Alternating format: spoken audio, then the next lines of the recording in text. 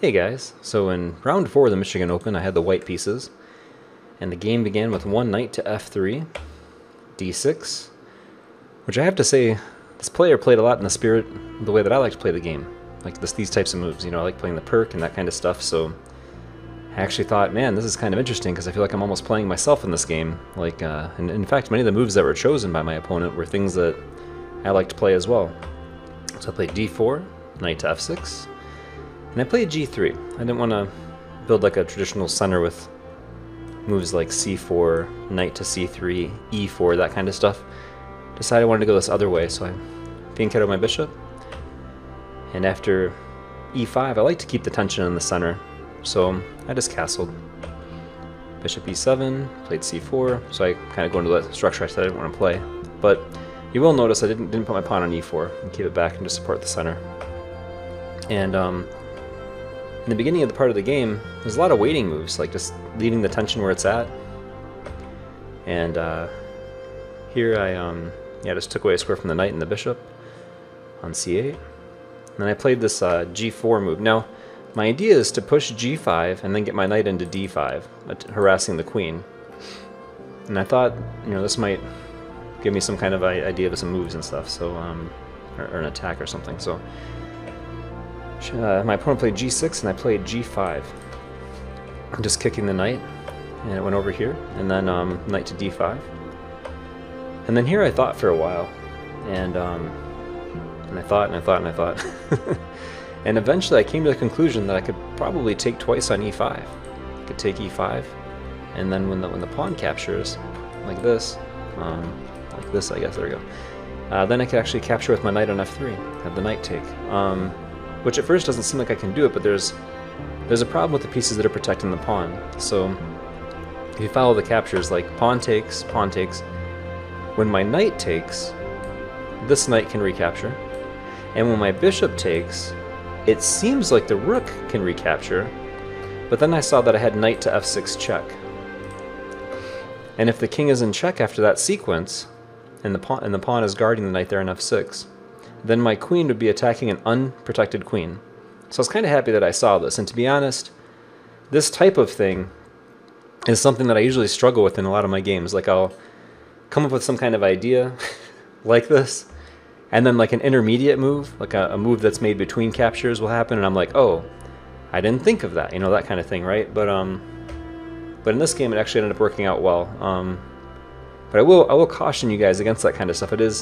It's tempting to look for these kind of things, but you really have to look a long time at them before you play them, because when they're wrong, it can really hurt, you know? It's like you go from having the feeling of maybe you're going to win the game with an exciting move to, oh, I just forcefully lost the game with my exciting move. So I played knight takes, and then bishop took. And my bishop is actually eyeing this rook on b8.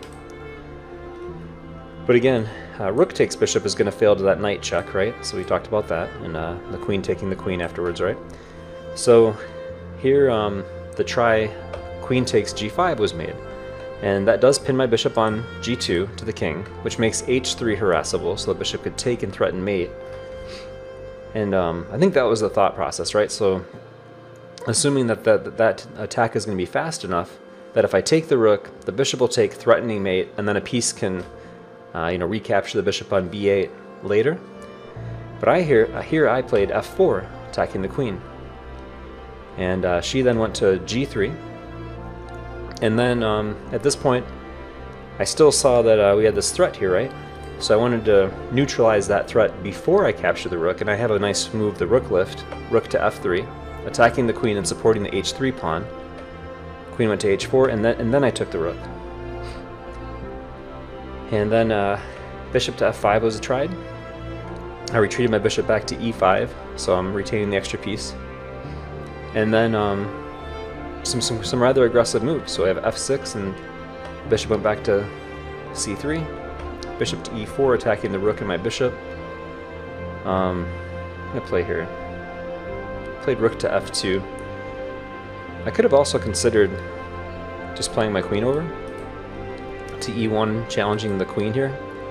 Or also like bishop to e1 might have even been stronger. Maybe bishop to e1. Yeah, bishop to e1 would have been really strong, right? Because the queen doesn't have any squares.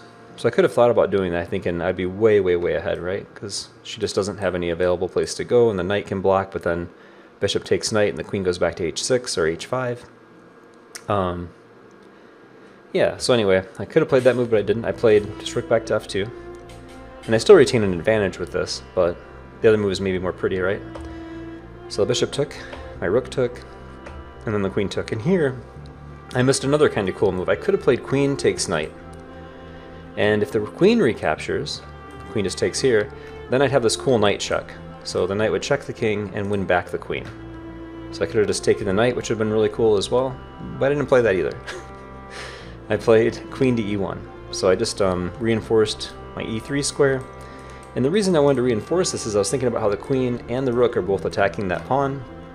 And, you know, when the rook takes with, let's say the rook takes first, threatening the bishop, the knight just takes, then the queen takes, and essentially give a rook for all three of these pieces. So that'd be pretty good for the other side, right? So I played this queen move to solidify there.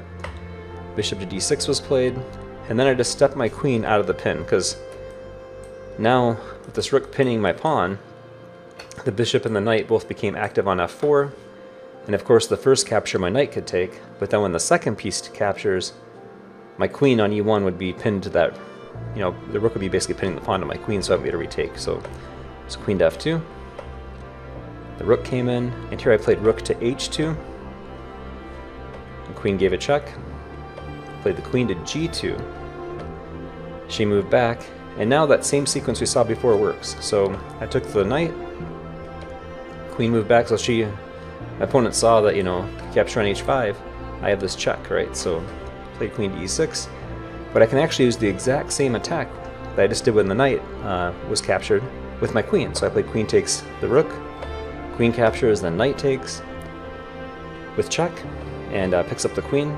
And then the game continued, pawn takes rook, knight takes bishop, and we went into this endgame where I'm just way ahead.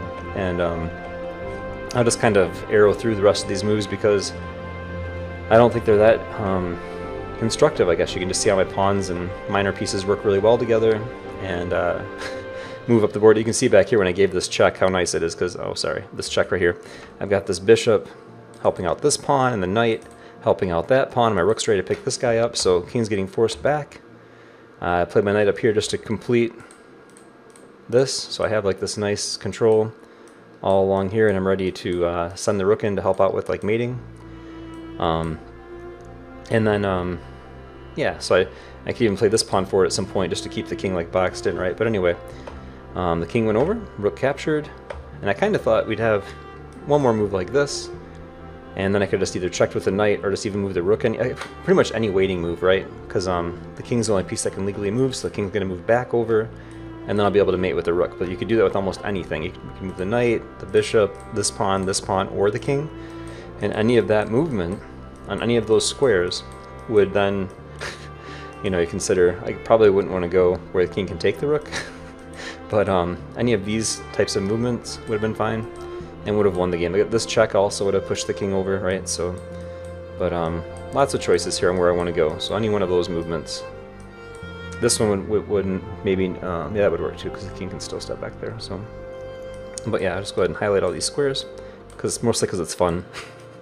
No, not that it's needed at all, but I guess the knight can't take its own pawn, but there we go. So yeah, any of those moves that I have up there right now, and we'll get rid of that green arrow as well because it's kind of confusing, but any of these moves after the king went over would lead to mate, right? So the king goes to g8,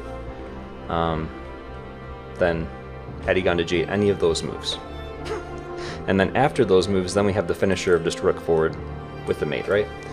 So anyway, that was that game, and really just the only exciting or cool part about the game was the capture on e5. I was really happy I found that, and I was also nervous because if I don't find that capture when I played it, I wasn't really sure that I'd have much of an advantage in the game at all. Like, yeah, if we go back here, if I don't capture, because the problem is if I do any like other move, like say like, you know, queen to d2 or rook's moving over, any other movement right now, and they're probably just going to play the bishop to g7 and support that pawn, and then I feel like a lot of my attack just goes away. Like it's just not, it's really just like not there, you know.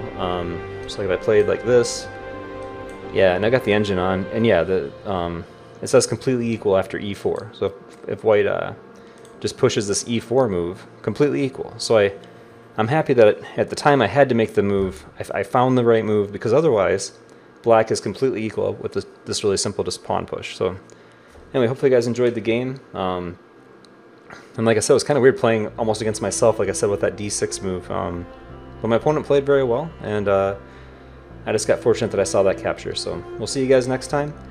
We've got 3 more rounds of the Michigan Open. It was a 7-round tournament, so 3 more rounds to show you guys, and hopefully you have a nice night. Take care. Bye.